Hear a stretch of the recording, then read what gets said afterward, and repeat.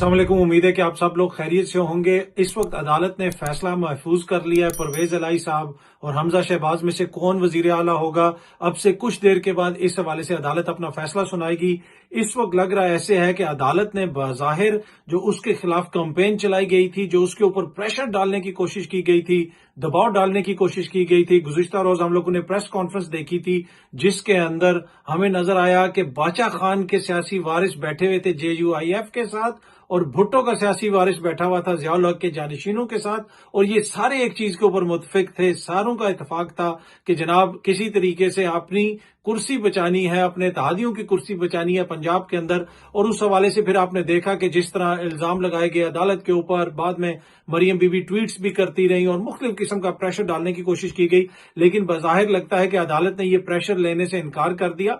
और उसके बाद फिर इन्होंने रात को यह फैसला किया कि जनाब अब तो हम सुप्रीम कोर्ट का बाइकआउट कर रहे हैं, हम सुप्रीम कोर्ट में जाएंगे नहीं। लेकिन उससे पहले ये अपने रिटर्न दलाइल वैसे ही जमा करवा चुके थे और इनके मुकदमे में कोई जान नजर नहीं आई। जितने भी बड़े बड़े लॉयर्स हैं जो माजी के अंदर इनके हक में भी बात करते रहे या दूसरों के हक में बात करते रहे, इससे कतई नजर वो इस चीज के ऊपर इत्तेफाक कर रहे हैं कि दोस्त मोहम्मद मजारी की जो रूलिंग है उसकी कोई स्टैंडिंग नहीं है, वो खड़ी नहीं होगी। और इसी तरह जो चौधरी शुजात साहब का खत है उसकी भी कोई वैल्यू नहीं है।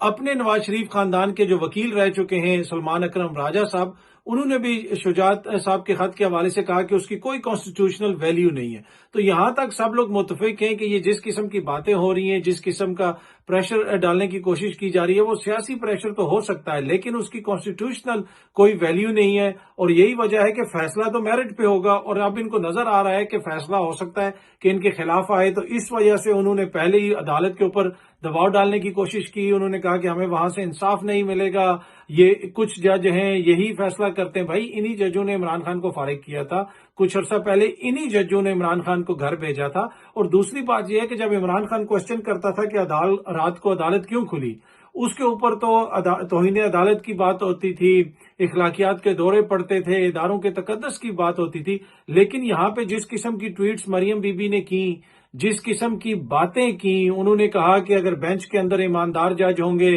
तो फिर चीजें खुल के सामने आ जाएंगी, अगर फैसले में कोई नकाइस हैं वो खुल के सामने आ जाएंगे। तो क्या बुनियादी मकसद ये है कहने का कि इस वक्त जो बेंच के अंदर खुदा न खास्ता जज साहिबान है वो ईमानदार नहीं है और उनको पता नहीं है कि काम किस तरह करना है? तो बड़ी ये सारी ट्वीट्स आप सामने देख भी सकते हैं, इसमें आप पढ़ सकते हैं कि किस किस्म की जुबान इस्तेमाल की जा रही है अदलिया के हवाले से, किस किस्म का तासुर देने की कोशिश की जा रही है अदलिया के हवाले से।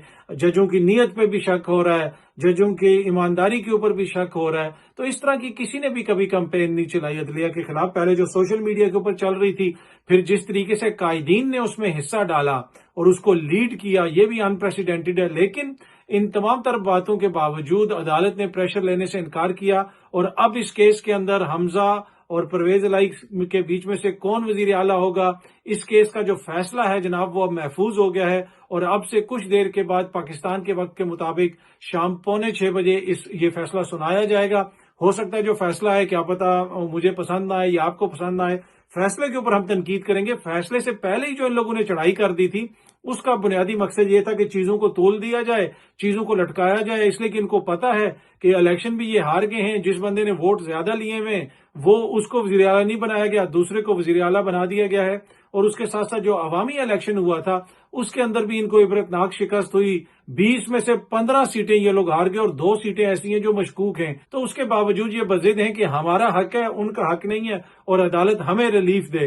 तो अदालत ने तो फिलहाल इनका प्रेशर लेने से इनकार कर दिया। देखते हैं अब जो फैसला आता है उसमें अदालत क्या रीजनिंग लिखती है, क्या कुछ चीजें सामने आती हैं। जब वो फैसला आएगा तो मेरी कोशिश होगी कि उस हवाले से तफसीली वीडियो बना के आपके साथ शेयर की जाए। बहुत बहुत शुक्रिया, थैंक यू सो मच।